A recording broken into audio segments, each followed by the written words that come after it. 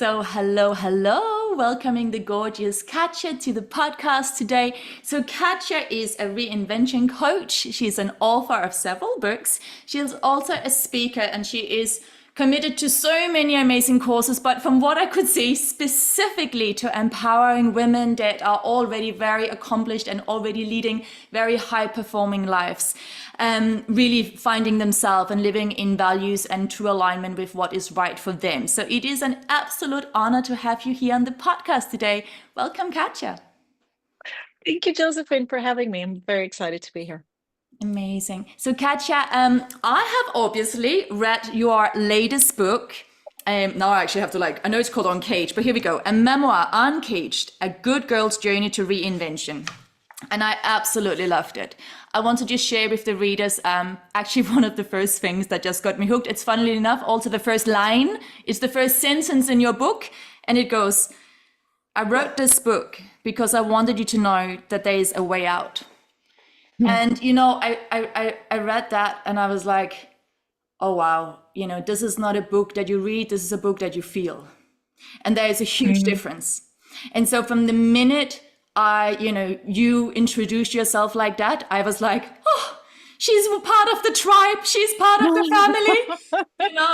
It's been absolutely life, not just transforming, but life healing, reading your book, reading about your journey. And yes, I just wanted to start out with Oh, that. But listen, thank you. before I start here and just go into an hour of saluting you, which I could easily do, let's go back in time so that our listeners are with us as well. So, Katja, where are you from?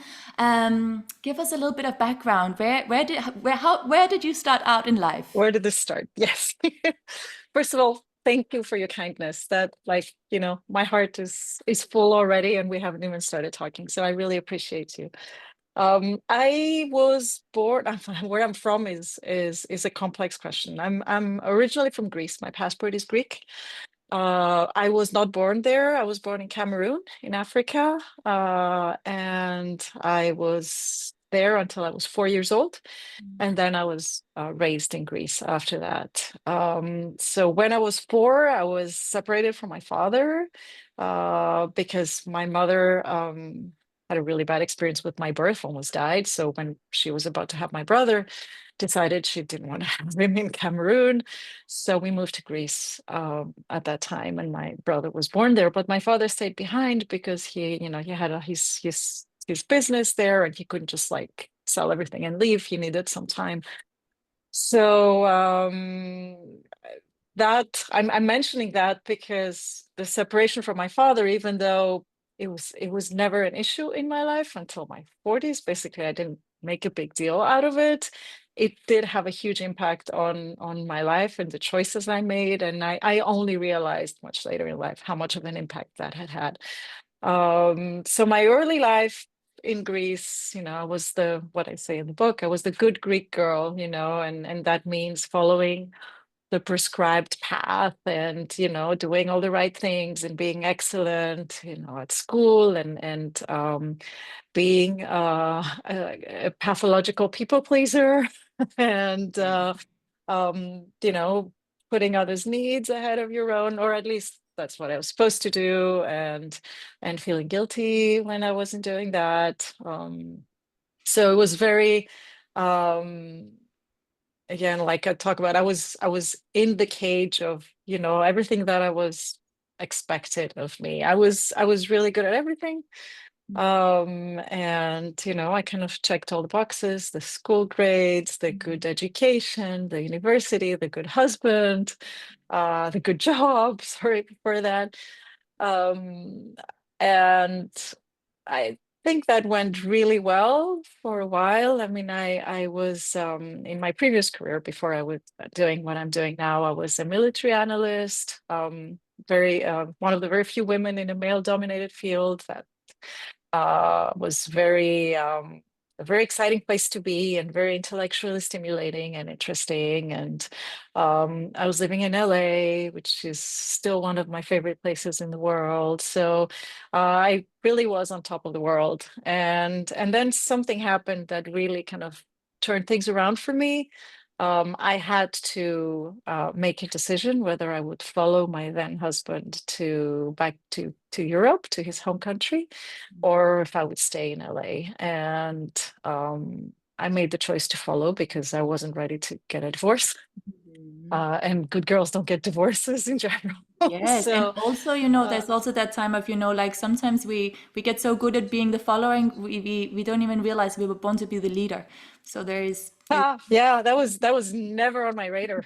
The leader was like, yeah, yeah. no, that was never a thing. That I love what you're saying.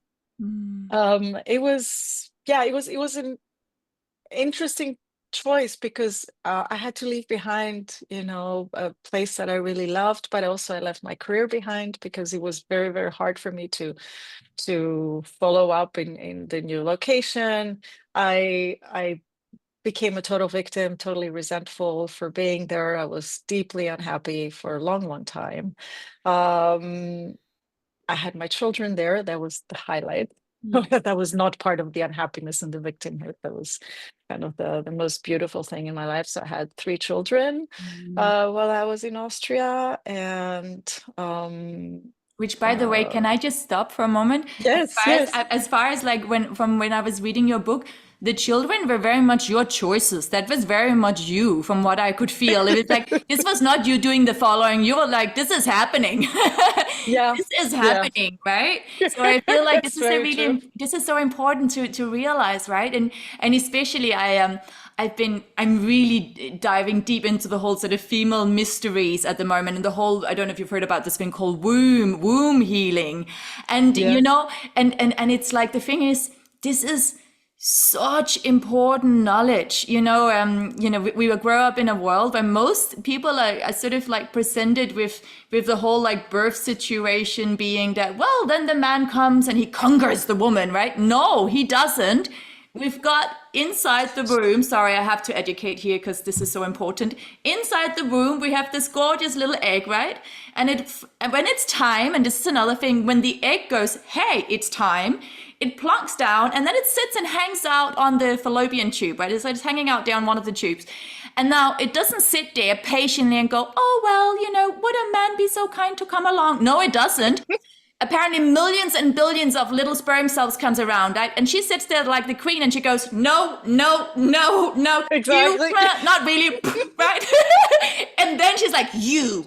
And so on a really deep, and this is not woo-woo, physiological level, anatomical level, since beginning of day is a woman, we lead, we choose. And it's not even a gender thing. It's just, this is such an important part of the story that for most of us, we would not have been, told since we were kids, right? Like I certainly wasn't. Yeah, So anyway, back to exactly. you. You Yeah, chose no, it. and you're absolutely right. We lead and we choose, but we're told otherwise. We're told Mm-hmm. we aren't. So we don't really internalize that, Mm-hmm. right? And that's part of the cage that I'm describing. We internalize many other things, but not, our inner leadership potential and Right. yeah. Yes. So yeah, I was kind of a typical example of that. But I did make choices. I didn't see it at the time because, like I said, I was very much under like in a victim Yeah. mindset. But I didn't see that these were all my choices, and maybe they were not the best choices I could have made, but they were mine, right? So, Mm. no, the children were the best choices, but everything else. So anyway, but what I understand now, of course, is that you really have to I didn't hit rock bottom exactly, but you really have to go through the struggle to be able to emerge after that. And I really had to become somebody I really didn't recognize. Like this, the victim is really not part of who I am, but I was there for a long, long time.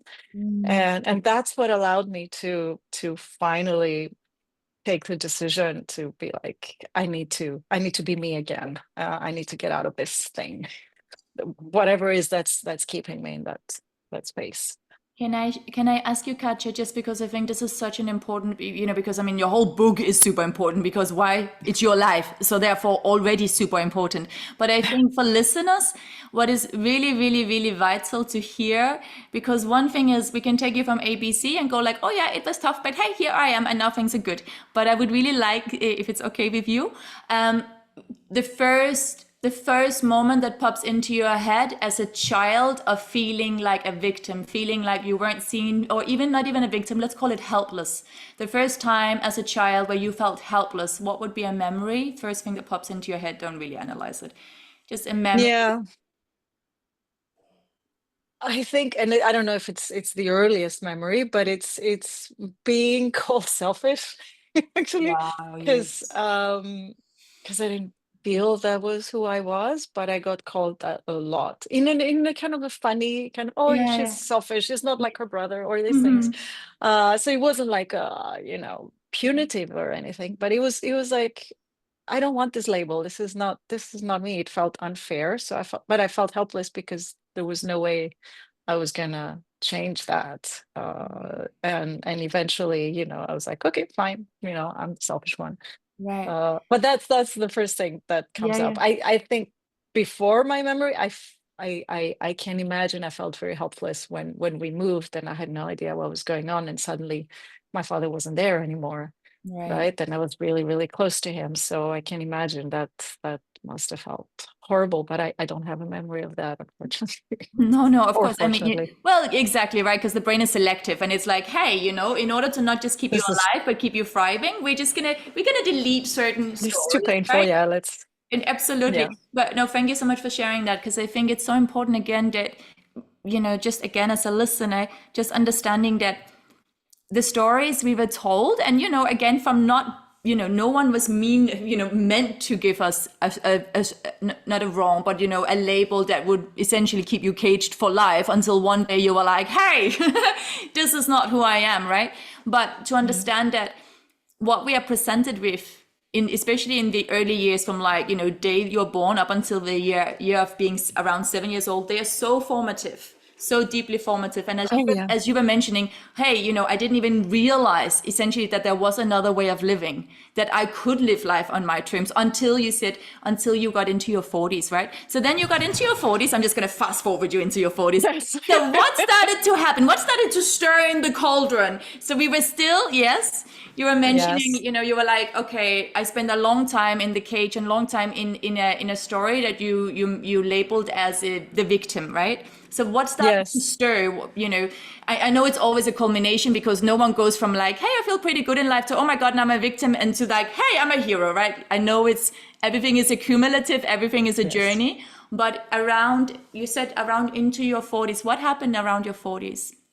So in my early 40s, there was a moment when, and my, after the move that I chose, but didn't feel like I chose because, let's say, I was a victim. I was very unhappy for a long, long time. And my marriage, it took a toll on my marriage because of, long story. People have to read the book, but it was, the move was was was very pivotal and was related to my marriage. So things started going down with my relationship to my then husband, and there came a moment when I realized that, well, first of all, I didn't like the person I had become. Right, I couldn't connect to her. I felt like I was losing myself, if that makes sense. If you have, Yes. I think you have to experience it to get what that's like, but it's really scary. Oh. So I was terrified that I was losing myself and becoming somebody I didn't recognize anymore. And also at the same time I realized I didn't have agency over my life. It's this powerless, like you said, so only later in life. And then I was like, oh, I need to do something about this. And it started with my marriage because I decided, okay, I can't stay in this anymore. And like a good girl, I had tried really hard to make it work and Oh to be yes. the good wife and to be the good mother. And there was a lot of guilt involved also that I had to overcome to take that decision, because of course, for people who have gone through separation with children, you're like, what am I doing to them? I have a responsibility. So I had to really overcome these feelings and realize that I wasn't exactly serving them by staying in a relationship. That wasn't functional, that wasn't happy, that I 100%. was modeling I was giving him a model of a relationship that wasn't what I wanted to. Yes. And it's so it started with getting out of that relationship and basically trusting myself to take that decision. Mm, Because before that, all my decisions were prescribed. They were either part of the path, or mm, somebody else made the decision for mm, me, mm, essentially disguised as my decision. But it was really the first decision that I made on my own. And I really had to trust myself again mm. to do that. And again, wasn't easy because I was completely out of practice. Oh, of course. And then what happens usually is, you take one step, and then you gain confidence and you gain Mm, clarity about, hey, I'm on the right path. And then the other decisions kind of build on that. So I left my marriage. I say it like that, but of mm, course it was a long, long period with a lot of ups and downs. I decided to stop being resentful about not being able to work in my field, and mm, and change direction. I started writing my first book. I eventually I discovered coaching, fell in love with mm, coaching, and then I kind of launched in my new career. But again, it was one decision, one small step after the next, and really kind of building momentum slowly like that. And every decision I made though was felt so much more aligned, like you said, it was so much more in how do you say, in harmony with my values, and what I wanted to create in the world, and the difference I wanted to make. And that was new to me because right. again, it was all coming from me. It wasn't coming from what I had gotten from my environment, from the expectations, from the right path A that hundred we percent. learn. A hundred So percent. does that make sense? It makes complete sense. Oh Like, my God, so beautiful. And then, so then a memoir, Uncaged, A Good Girl's Journey to Reinvention is born. Now, I want to ask, what prompted you at this moment in time when you decided to write that? And how long did it take you to, how long was the process? How long was the journey from you getting the idea to you starting to put something together? mhm. Mm, So uh, I started writing this book after my divorce, yeah. because anyway, I needed to have a little bit of distance. And it's not a book about my divorce Yeah, yeah. at all.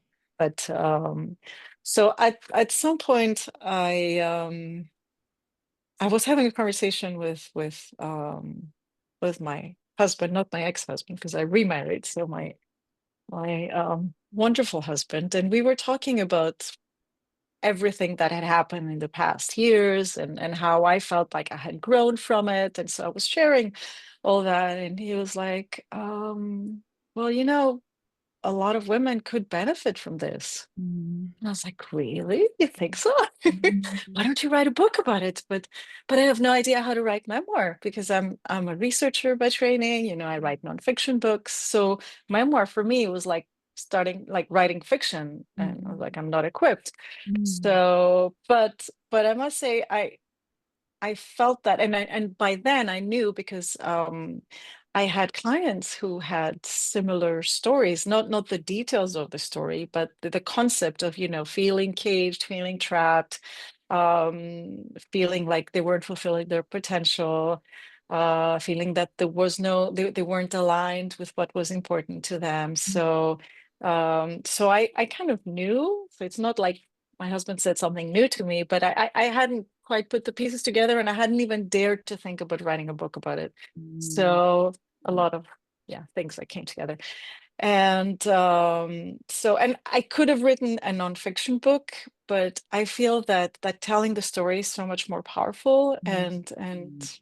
really, yeah, being vulnerable. People connect so much more to story than to me just saying, oh, this is what you have to do if you want to, I don't know, get out of the cage, 1 2 3 steps, whatever. I'm sure it's useful too, but it's not the same Oh kind no, of power. 100%. Oh my God. Like, and also we live for feeling, we live for uh feeling. We're here to feel alive. We don't think alive, right? And it's always, yeah, yeah, right, it's true. And it's always so funny that's because it's that thing of like, um, we know that and we agree on that when things feel amazing and we are in love and we're excited with life and we feel like there's momentum and yay. And then on the days where it's like, I feel kind of stuck, or oh no, it's scary, or I'm anxious, or I'm angry, or whatever it is, right? Then we're like, oh, now I don't want all the feelings. Can all those feelings go away, please? Yeah. Can you just back up back into the wardrobe? You know? So Yep. so I love how you chose to write to write the book, because I love that. Like I said, I didn't read the book. I felt the book. I experienced the Mm. book, and also I think there's a quote by David G, and he says something about, this is not just Katcha's story, this is our story. And, Yeah. this is such an important thing, because this is also why we're having this podcast today. As much as your story on paper is amazing and your book is wonderful, but it's the feeling behind, it is you, the being that you are, with all of your emotions, that not only makes you whole, but that makes you wholesome and wonderful and truly inspiring for other people to connect with. Because it's also that thing, emotions and vulnerability, it makes us relatable, right? And if something is Mhm. relatable, then we get excited, then we connect, but also we kind of go, then it's for us, right? Then it's for Exactly. us, because otherwise, and that's also why I was like, I was like, we can go as lighthearted as we want in this podcast, and we can go nice and deep, and it's up to you. But I always love when we have these moments of real vulnerability, and the same way that you've mentioned many times, this was not an easy journey. And also that your book is not just in inverted commas, like, it's not just about I left my husband and now this was the transformation. It's relatable because whether someone is married or not married, I know you lived in many countries, you also have 3 gorgeous children, whether someone lives in many places or decides to have children or not, as a human being, we all find ourselves in situations where we have internalized a certain story about ourselves, about who we are and who we are not. And somehow we actually build a prison around ourselves, right? And Yeah. the person that is stopping us from creating any kind of momentum in our life, trying anything out, is not the other, it is us. So, right. Absolutely. And you know this, I know 100%. this. And so the way that you wrote this book, Katcha, is so relatable, but also so intriguing, so exciting, so inviting to the reader. I literally read this in like a week, and I am it's really because I write a lot myself, but I'm not a reader. And so, like when Ella, Oh, our that's a mutual, big compliment. oh, it really is. When Ella, our mutual friend, when she posted this to me, I was like, okay, I'm excited, but then part of my brain was like, oh my god, when will I I find the have to time read to get now. through that book? And I opened the first page, as I mentioned, and I was like, the fact that you address the reader straight away, you're like, I wrote this book for you. And if you feel that you're stuck, you're like, I want you to know that there is a way out. The minute you started the book like that, I was like, okay, I'm interested. I'm interested. Oh, She's talking to my heart. She's talking to my bones. She's talking to my soul. And now we're having a connection, a conversation that I want to invest in. So honestly, like, this book for me is, like I mentioned already, it's the one I'm going to be sending out to all of my clients and also all of my friends. So absolutely amazing, Katja. Now, I'm delighted. Also, I forgot to say how long it took me to write it. 2 years, yes. because it's memoir Mm. and it's really hard to write because you have to relive everything. And some parts were not easy to relive. I mean, you read the first, it wasn't the first chapter, it's a preface. That just those like 2.5 pages were so hard. I needed breaks. So writing about my divorce was so hard, especially when it came to the children and all that. So I had to pace myself. I had to take breaks to be able to get through the story. And also I wrote a book that was much longer than this one, and I had an amazing editor who helped me because I was like, I don't know what to cut out of this. It's my story. And, So and it everything was, is important. yeah, exactly right. So that's why you need somebody else to kill your darlings, like they say in writing, right? So so it took a long time. But to comment on what you said, people read memoir, they don't, I mean, it's nice to know your story, but they read it for their own stories, right? Because then, like you said, they feel it, and they start reflecting on their own lives, and what connections they can make, and what they can take from it for them. And that's why I wrote it. So thank you for what you said, because it really touches my heart, because this was why I wrote the book. And I get all the time, I get messages from people who have read it and they have completely different stories, and they're like, like, yeah, like our stories have nothing to do with each other, but something spoke to me from reading this book, and I'm taking away something, and it made me reflect on whatever, like my next decision, or so, or heal something from the past, right? So yeah, that's the purpose behind Uncaged. Well, it's absolutely working wonders already, and I'm super excited. By the way, are you planning another book, or is this the book journey for now, and now you're focusing more on your clients and on, I know you run retreats as well, you do speaking engagement. Um, Yeah, that's a good question. I never say, I mean, I think it's not going to be my last book, but I have no idea what the next one will be. Like, did I even know I was going to write a memoir? No. So right. we'll see. I don't know yet. I may do like a companion for those who want the nonfiction version of Uncaged, or who want a little bit more guidance on how to walk the path. But other than that, I don't know yet. We'll see. I'm sure there'll be something. Absolutely. I love that. And Katja, at the moment, you're based in Zurich, is that right? Yes, Switzerland. Yeah. Wonderful. And are you working mainly with one-to-one clients, or what is it? Tell us about a day in the life of Katja. Yes, because So you got out of the cage, so now we want to know where you are. exactly. So Yeah. I like to wear many hats, because I don't like to do one thing only for a long, Yeah. long time. And I'm sure you you resonate with that, because you wear many hats. Mhm. Exactly. So part of my days are my clients. So I have one-to-one clients, and I yeah, I love working with with them, and really wouldn't, I mean, don't get me started talking about my clients, because they're amazing human beings who just like engage with the process and trust the process, and take the power in their hands, the power they've always had, right? Mhm. And do amazing things with their lives. So it's a privilege to witness that. So that's one part of my work. Since October, I've been doing, or even before that, the fall, I've been doing a lot of work to promote Uncaged and to get it out into the world. So I write a lot of articles and podcasts and speaking engagements, or I do workshops. What else am I doing? I'm not writing the next one yet, but writing is also part of my routine. I journal a lot. I meditate daily. So there's the self. I don't want to call it self-care. It feels a little shallow. I don't know, but it's like the like my personal circle, kind of with myself. Mhm. That's my rituals that are also part of my day. And of course, the biggest part is my family. I have my two of my three children living with me, and my husband, and I just, whenever they'll want to spend time with me, because they're, there's a teenager and a young adult, and and my beautiful puppy. So there's also the family part Yeah. of this. Um, Amazing. yeah.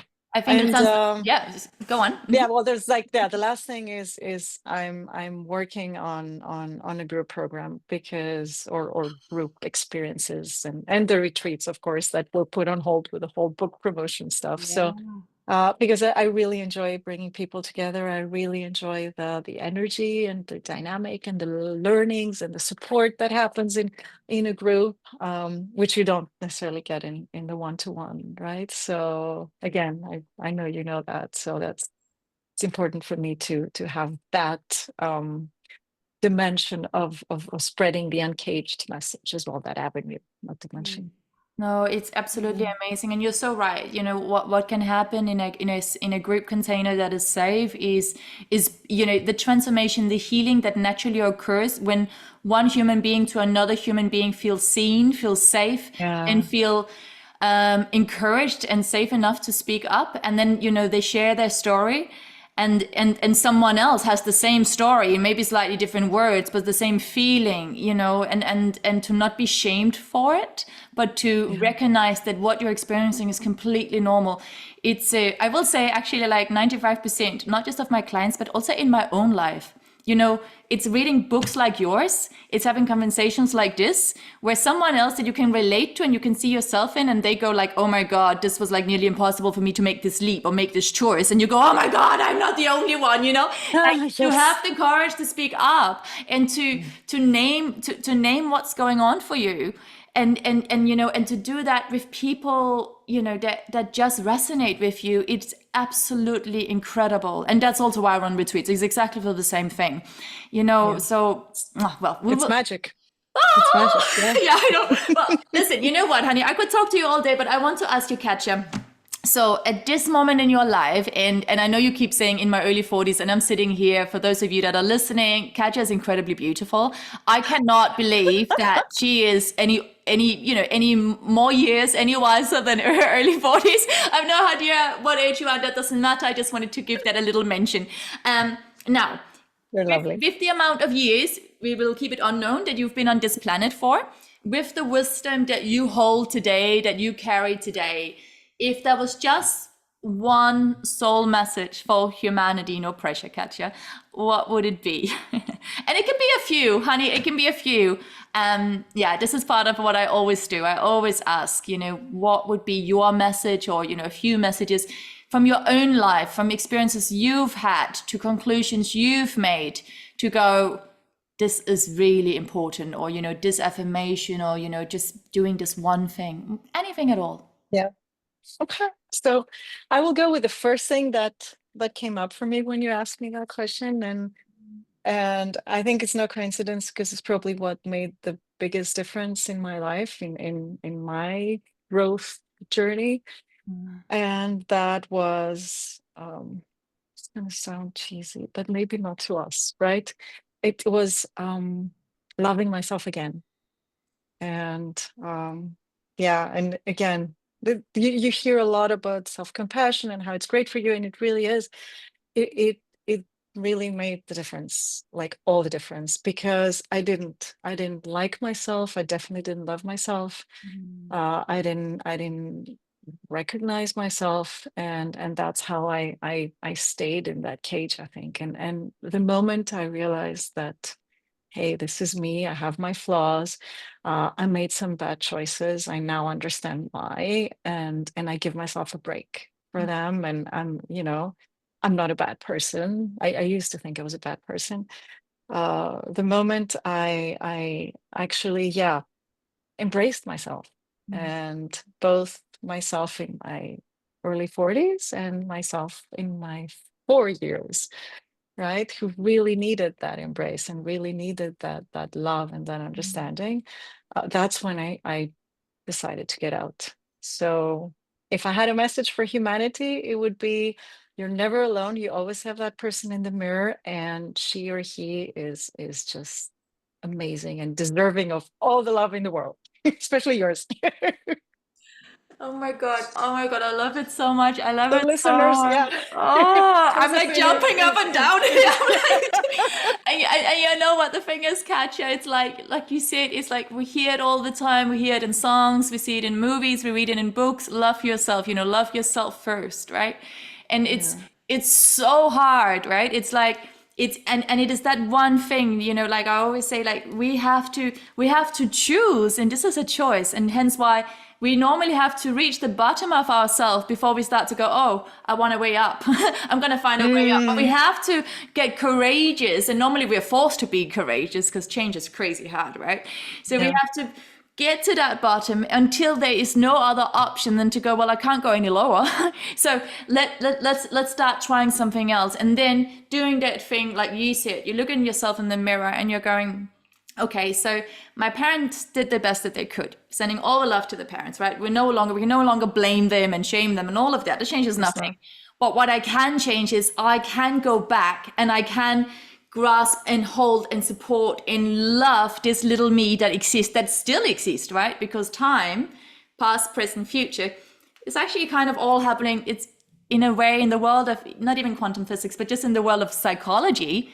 Past, present, and future versions of us are constantly walking side by side. Because as you mentioned, You were impacted, I am impacted by what we were taught about who we are and who we are not since the age of 0 to 7, right? And so that's Mhm. why little Katya is still here hanging out with little Josie, right? Oh It's yeah, right, exactly. And so 100%. when we choose to go in and go, you know what, visualizing little you, picking her up, looking after her, and daily and continuing throughout your day to go, okay, if I was the mother of little me, what would be the best choice in this situation? And this is actually, Katja, this has also been my own work for many, many years, Mhm. working with my inner child and going, really becoming the parent that I wish I had had. It Yeah, changes everything, absolutely everything. And through that, also yeah, exactly, like, exactly right. really. And it's also that thing because otherwise you're always living in the narrative that goes, please, someone come and save me from me, come and Yeah. save me out of my own life. And understanding that actually the only one that ever can, but also ever should save you in inverted commas, bring something else out, change the direction, is you. Why? Because you're the only one who actually truly knows what is right for you in your heart. No one else will Exactly. ever know, no one else should, because they can't get there, right? Only you know, because only you know what it feels like to be you when your eyes are closed and no one else exists and no one else is watching. So yeah, 100%. I, And I, and I if yeah. no, Yeah. no, No, you. no, I couldn't agree more. And I was going to say also in coaching, we say if it's not coming from you, it's not sustainable anyway, right? I mean, the only lasting changes you make are the ones that really come from your own soul, because you are the expert in your own life. You know what things feel like. Nobody else. 100%. Yeah. And I love this so much, Katja. I'm going to ask you, I actually I want to ask you this. So talking of the mirror, is mirror work something that you do in your own practice, not just with clients, but also for yourself? Or is this something that, you mentioned it here when you talked about it, but have you done a lot of mirror work yourself? Yeah. No, actually not. Okay. Yeah, yeah, yeah. Yeah, no, inner child work. I mean, I have done it myself, and sometimes I'll do it with my clients, and it's very, very impactful and very important. No, I just said the person in the mirror because I was just being. Yes. Yeah, Have yeah. you done mirror work? Oh, I do it a lot, and I've done it for Yeah. years and years and years, and I've also done it. It's funny. It started out since I was a child. I don't know if you know this, Katja. My mom is a healer, but it started out since I was a child. Since I was a child, I was obsessed with mirrors, but not in terms of, "Ooh, how do I look?" I had Yeah. this ever since I was very little. I had this deep, deep knowing, and I don't know how, but anyway, that if I looked into my own eyes for long enough, I would get into this kind of meditation state, right? So I would look into my own Mm, eyes, and if you do that and you soften your gaze, after a while you're no longer looking at hair, this and that. You're kind of looking at something deeper beyond. And so for me, it was a way to actually connect to my own soul. So this is wow. very deep work that Amazing. I Yeah. I have no idea. I honestly, I believe that all of us, we have all these incredible, ancient, really grounding practices kind of with us since birth. But often Mm, parents or well-meaning people will be like, "Hey, what are you doing? That's weird," yeah, yeah, yeah, yeah. Oh, for sure. Yeah. Right, exactly. But what I've never shared that memory with anyone, by the way. But what I wanted to share about the mirror, it is such a good point that you're making because you know, the only person, and this is all about your book, the only person we can never run away from is ourself. And it's the same thing. So if you cannot look at yourself in the mirror and with a deep sense of love and or even just acceptance, and not in terms of Hmm. looks, but really in terms of what you see beyond the physical, right? If you cannot do that, then it's definitely an opportunity to start bringing you back home. you know Then you're stuck. Then you're stuck. You can't go anywhere. You're trapped, right? It's yeah. You can't move forward if you don't accept what's already there. No? Absolutely, and Yeah. I want to share this with you as well because I think people can relate, and it's kind of a funny way to look at relationships. So my current partner, now my fiance, by the way, yay, we got engaged. Congratulations. It's Really? Wow, exciting that's and kind of amazing. scary, and one step at a time. But anyway, Oh, okay. yay! It'll be amazing. Thank you so much, Katja. Well, good. Mwah, love you. Um, Yay. but anyway, so like in the beginning of relationship, he did a thing, and I knew he hadn't done it to be mean or impolite or I don't know, inconsiderate, whatever, whatever, whatever. I knew he had done it because he was busy and lack of attention, got distracted, something, something. But to me, it was a big deal. And I had all these different, very contrasting experiences in my body, because part of, my brain was like, I understand why he forgot. And, it didn't come from a bad place. So tick, he's still a good boy. We can still date him. But then my body, my inner child was like, wow, Wow. And ever since, like, I was always the peacemaker in my family. So, adult Josie was like, no, be peacemaker. We don't, we don't go in there. Like, let's not risk disturbing the peace, So I had this, I went in, I told Carl, I was like, Carl, stay in the living room. I need a minute. Went into the bedroom, had this full on physical experience of little inner child who was really scared and really angry. And then adult Josie was like, no, we must keep the peace. And there were all these different experiences and opinions inside of me about what I should do. Now, so I allowed myself to have that whole physical experience without putting it onto him. And then when I landed in it, having experienced the shame, the guilt, the anxiety, all of it, and all of this happened within 20 minutes. So I did that whole ride. Wow. And then in the end, I landed on the bed and I was kind of like, so how do I feel about it now? And then this is the mirror point. This is the red thread. I asked myself, will I be able to look at myself in the mirror tonight and still love who I am and still feel really integrity with who I am and still feel like I am the best parent for little Josie ever? If I ask him, if I tell him it's totally okay and, I understand. And I was like, no, I will not. And then I went into the living room and I was like, it's really, I'm gonna swear now, it's really fucking annoying you did that thing, because now I actually have to change my old dynamic and this is not okay, but I need to look in the mirror tonight and feel happy with me. So you need to go ahead and rectify what you did. And he said, goosebumps. And he said, wow, I totally get it. I will do it right away. Yay. That's amazing. That's amazing. And so right. So true. Wow. But I am very impressed that you actually did not go through all that process there and then, because I don't know if I would have the self-control to go into the next room and kind of go through that. I'm very impressed. But no, that is incredible. Yeah. Will I be able to still look in the mirror, like still be me, right? If I don't honor that part of me. Yeah. Yeah. So I know, bless you. I only wanted to share that because what you said about the mirror, it just rang so true. And it's just such a good one for everyone out there, just to go, okay, well, will this decision that I'm about to make now, yes, I might be keeping the peace by not saying anything. I might be, keeping my job security, my home security, all of these labels that makes us feel somewhat secure in a world that is ever changing, where nothing is actually certain but change, right? That's also like, much deeper level of existential experience, or will I no longer be able to smile and feel proud of the woman I'm seeing in the mirror? And, in the end of the day, if because we cannot run away from ourselves, if we cannot say hello to ourselves in the mirror and give ourselves a little secret high five, then who are we, right? Yeah. And I really get sorry. I'm going to give you one more story about me. I'm going to steal this though. I'm like, I love this little ritual. Katcha, this was supposed to be about you, and now I'm like, I have another mirror story. Yes. Great, because I'm taking it.